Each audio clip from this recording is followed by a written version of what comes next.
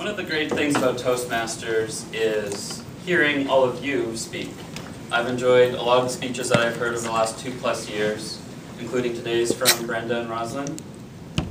But if there's one speech topic I really hate, and that's a little bit of an exaggeration, it's the speech about why we should join Toastmasters. Madam Toastmaster, fellow Toastmasters, and guests, we're already here. We don't need to be convinced that we're Toastmasters.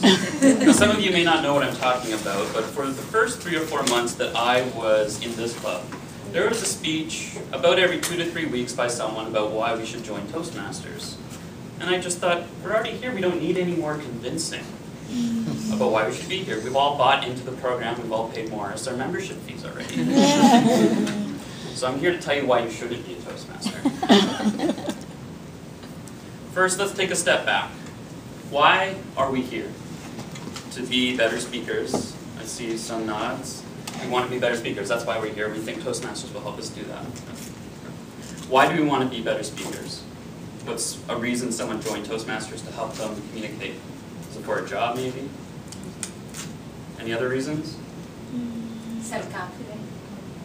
Self-confidence? Career development. Leadership skills? Do something with my wife. And to learn the English language a little more. These are all great reasons to be here. And how does Toastmasters teach us to do that? It does it through the ums and the ahs, the body language, vocal variety, grammarian, making eye contact. Do those things really make us better speakers? Yes. Okay, maybe, maybe not. Some of the most influential people in the world pay no attention to any of the rules that we learn here. That's true. Let's think about some of the greatest athletes. One of my favorite athletes is from golf. Tiger Woods, yes.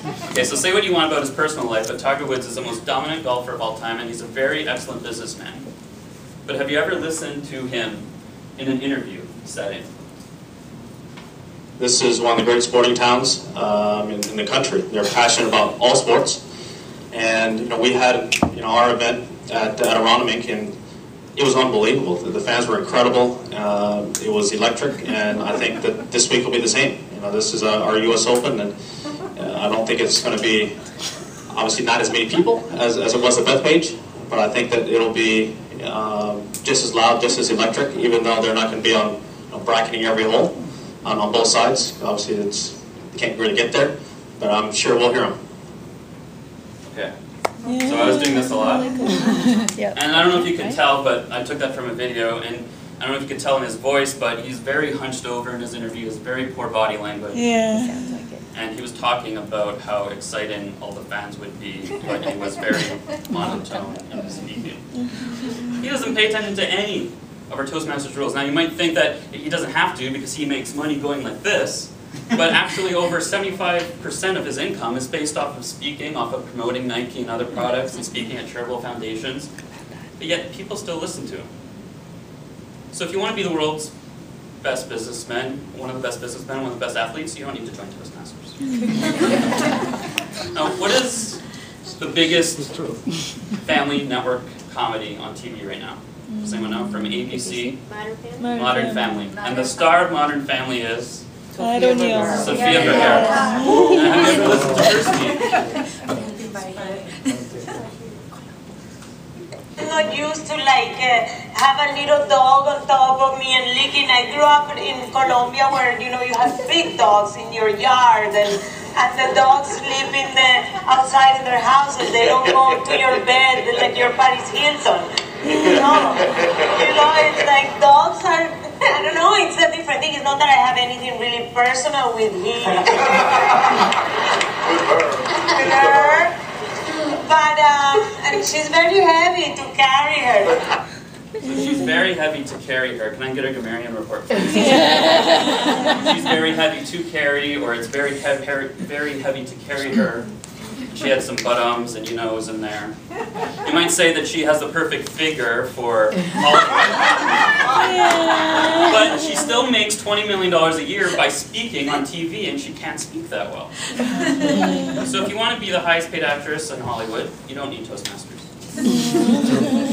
Now, who is the most powerful man in the world? President. Have you ever seen him speak without a teleprompter? Everybody knows that it makes no sense that you send a kid to the emergency room for a treatable illness like asthma. They end up taking up a hospital bed. It costs you gave them treatment early, and they got some treatment and a breathalyzer or an inhalator. Not a breathalyzer. So without a teleprompter, President Obama's not the greatest speaker either. And he's in charge of our Army, or our Navy. So if you want to be the President of the United States, you don't know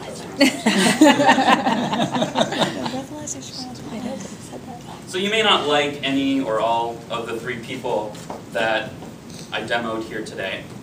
But I might suggest that if that's the case, it's not because of how they talk. Because people still respect Tiger Woods because he's a subject matter expert in a particular field, namely golf. And if you're a subject matter expert in your field, people will still take you seriously regardless of how you talk.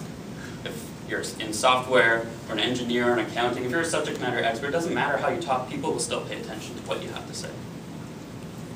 It doesn't matter if you can't use the English language properly. If you're in entertainment and you can make people laugh and enjoy themselves for half an hour a week, people will still take you seriously. The skills we teach at Toastmasters don't really matter. And unless you're a right-wing redneck Republican on Fox News from Southern Alabama, you won't remember that President Obama forgot the difference between a breathalyzer and an inhaler in a speech 2 weeks ago. Because it's what his opinions are overall that really matter, not what he says on a given speech. So if all these skills we teach at Toastmasters don't really matter, then why are we here? What are we gaining out of this program?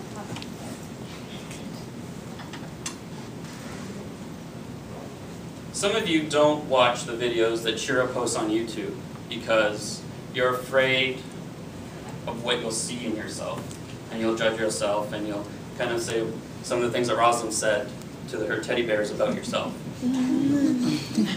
But yet you come up here and you have 30 people watching you and 60 eyeballs watching you, and they don't judge you. And we don't judge Tiger Woods for being monotone, and we don't judge Sofia Figueres for having poor grammar, we don't judge the president for 1 or 2 bad speeches. We judge them because they have the conviction to come up to a stage and say their message, whatever that is. And we judge them on if that message has value, or meaning, or purpose, or conviction. And so when you come up here, kind of do what Brenda says, just come up here and use the stage as your platform to talk. And if you come up here with purpose, and you just get out whatever it is you have to say, then that's what you really learn at Toastmasters. And the rest of it, the body language, the grammar, the vocal variety, and the eye contact will all come over time just by itself. And if you accept that as the reason why you're here, then go to Morris after the meeting and pay him the membership fees. Madam Toastmaster.